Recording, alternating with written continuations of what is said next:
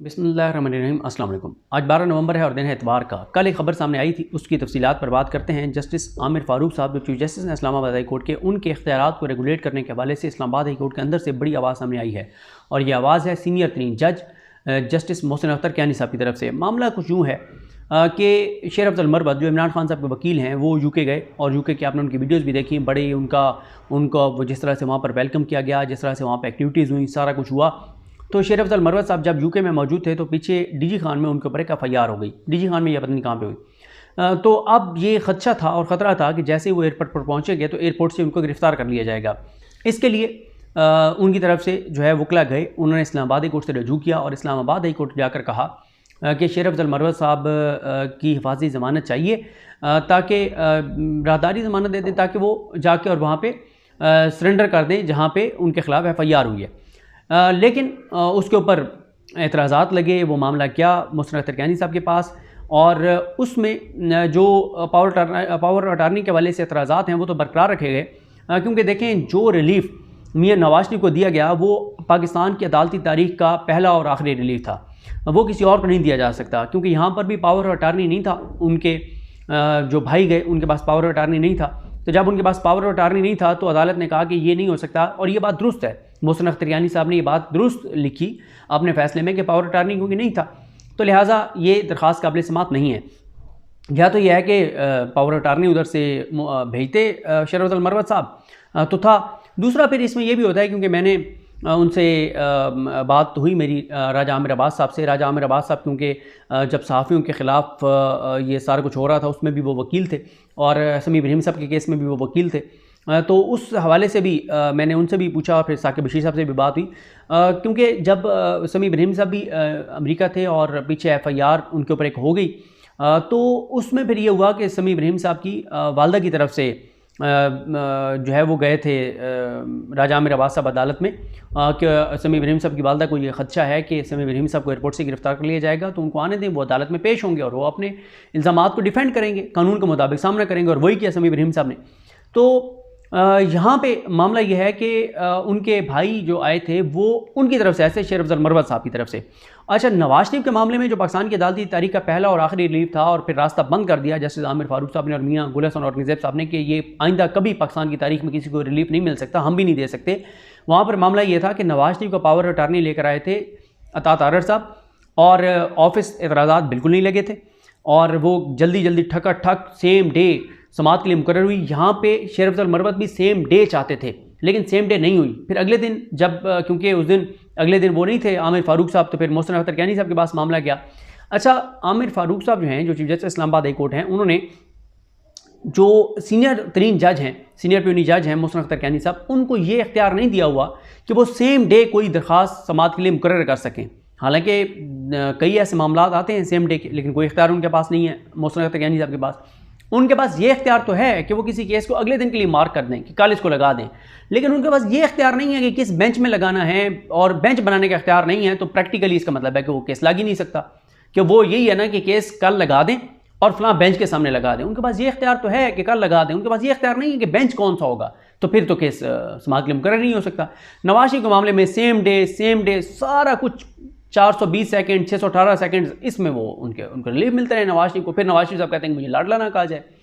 अच्छा, अब मामला इसमें यह है कि अच्छा, बल्कि साकिब बशीर साहब ये बता रहे थे कि जस्टिस अतर मिनल्ला साहब जब chief justice Islamabad high court के थे तो उस वक्त सीनियर प्यूनी जज क्योंकि जस्टिस आमिर फारूक साहब थे, ये इख्तियारात अतर मिनल्ला साहब ने आमिर फारूक साहब को दिए हुए थे। लेकिन जो इख्तियारात अतर मिनल्ला साहब ने आमिर फारूक साहब को दिए हुए थे वो इख्तियारात आमिर फारूक साहब ने बतौर चीफ जस्टिस सीनियर तरीन जज मोहसिन अख्तर कियानी साहब को नहीं दिए हुए।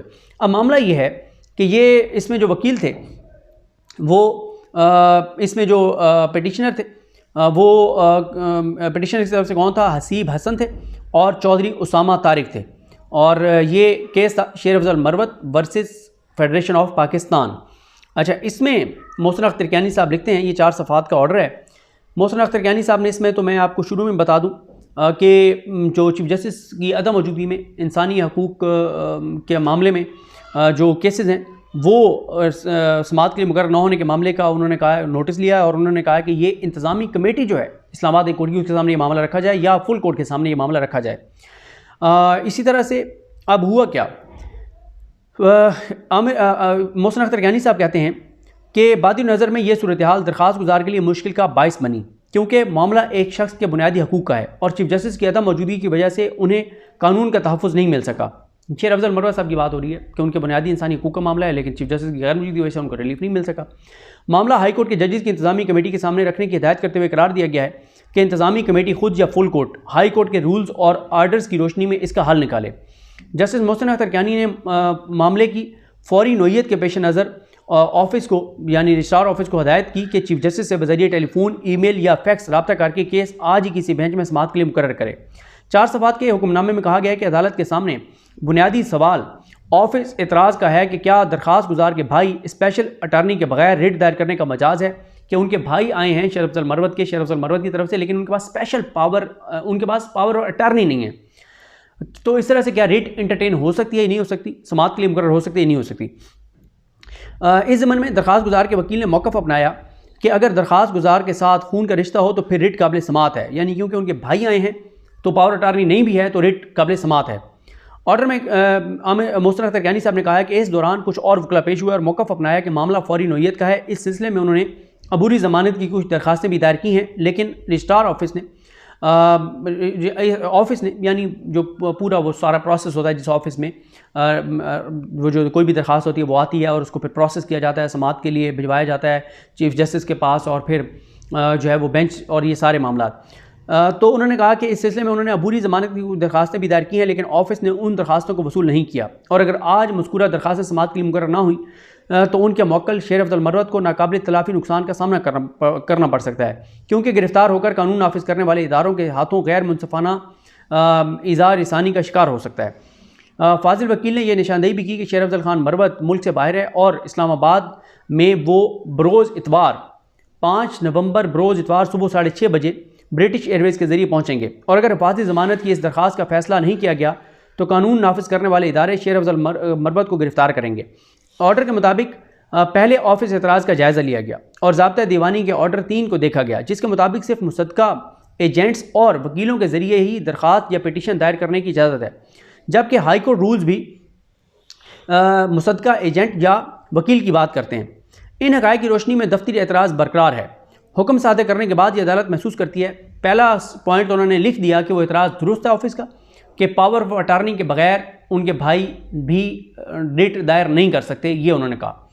लेकिन इसके बाद मोहसिन अख्तर कैनी साहब लिखते हैं कि ये अदालत महसूस करती है कि हाई कोर्ट के इंतज़ामी इख्तियारात और कार्रवाई का जिक्र हो। क़वायद के मुताबिक हाई कोर्ट के इंतज़ामी इख्तियारात और इंतज़ामी काम जजेस की एक कमेटी के ज़रिए कंट्रोल किया जाएगा, जिसे एडमिनिस्ट्रेशन कमेटी के नाम से जाना जाता है। मज़कूरा कमेटी चीफ जस्टिस से मुतल्लिक इंतज़ामी अमूर यानी बेंचों की तश्कील और हाई कोर्ट का इंतज़ामी कंट्रोल वक्तन फ़वक्तन चीफ जस्टिस के मशवरे से निपटाएगी।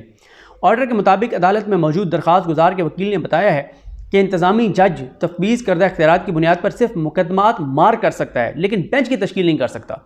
इसलिए इंतज़ामी जज फौरी नोयत की दरख्वास्तें, काबिल ज़मानत कबल अज़ गिरफ्तारी और अबूरी हिफाज़ती ज़मानत की दरख्वास्तें सिर्फ अगले वर्किंग डे के लिए मार कर सकता है, लेकिन चीफ जस्टिस की अदम मौजूदगी की वजह से बेंच तश्कील नहीं दे सकता।